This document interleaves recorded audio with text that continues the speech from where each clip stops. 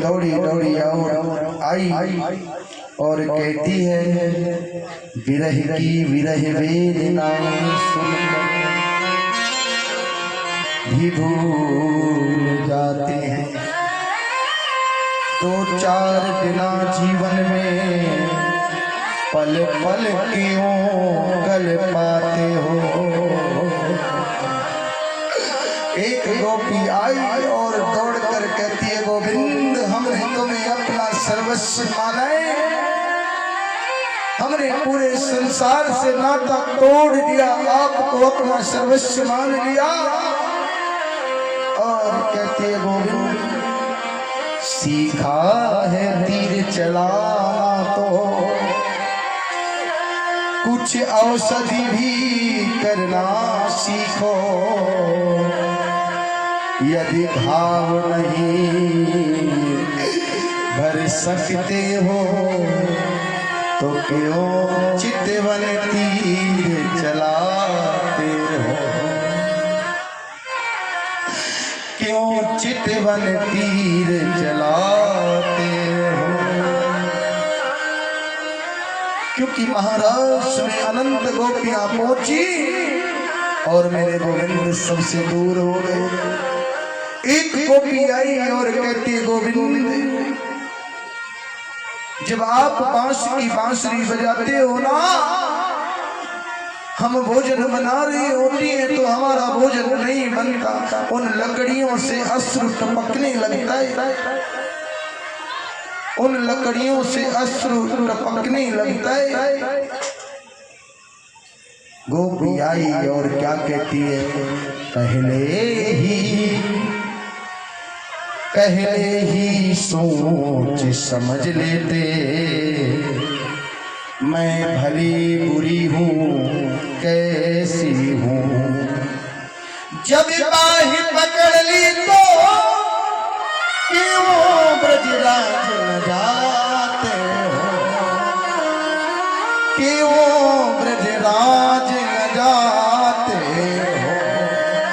ऐसे नहीं हम चाहने वाले आज तुम्हें गली और चाहे, क्या बात है। फेंक दिया कि निकाल के दोनों दूजी ओर निगाह जो मिलाए। और चौथी गोपी आई बिरहा नल में जल जाना भी तुमको मेरा स्वीकार नहीं, जब जलने में लग जाती हूँ क्यों छिप छिप कर छवि दिखलाते, मुझसे भी अधिक मिलेगी मौसी न मिलेगी प्राणेश्वर, जग बिंदु मोतियों की माला के वो पैरों ठुकराते।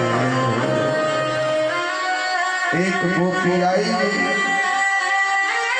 कहती है मुझसे तो बहुत सुंदर सुंदर अधिक मिलेंगी पर मुझ जैसी नहीं मिलने वाली, गोविंद मुझ जैसी नहीं मिलने वाली। और गोविंद उनके सामने प्रकट हो गए। कहते हैं गोपी ज्यादा दिन किसी के पास रहो तो उसको तुम्हारी याद नहीं आती, शांति से बैठ जाओ। ज्यादा दिन किसी के पास रहो तो उसको तुम्हारी याद नहीं आती, कुछ दिन उससे दूर हो जाओ तो उसे पल पल तुम्हारी याद तड़पाती है, तुम्हारी याद तड़पाती है। सच में कुछ दिन के लिए प्रिया प्रीतम दूर हो जाए तो उनको बड़ी याद आती है। नित्य मिलते रहो, नित्य बात करते रहो तो उनको याद नहीं आती। वो गोपियां गोविंद से कहती है, गोविंद आपने हमारे साथ ऐसा क्यों किया? अरे गोपी सुनो तो सही, कुछ दिन के लिए कुछ से दूर हो जाओ तो उसको बड़ी याद आती है। और इतनी देर में भोले बाबा भी रास में आने के लिए तुरंत तैयार हो रहे। भोले बाबा कहते हैं कुछ भी हो जाए मैं भी चलूंगा।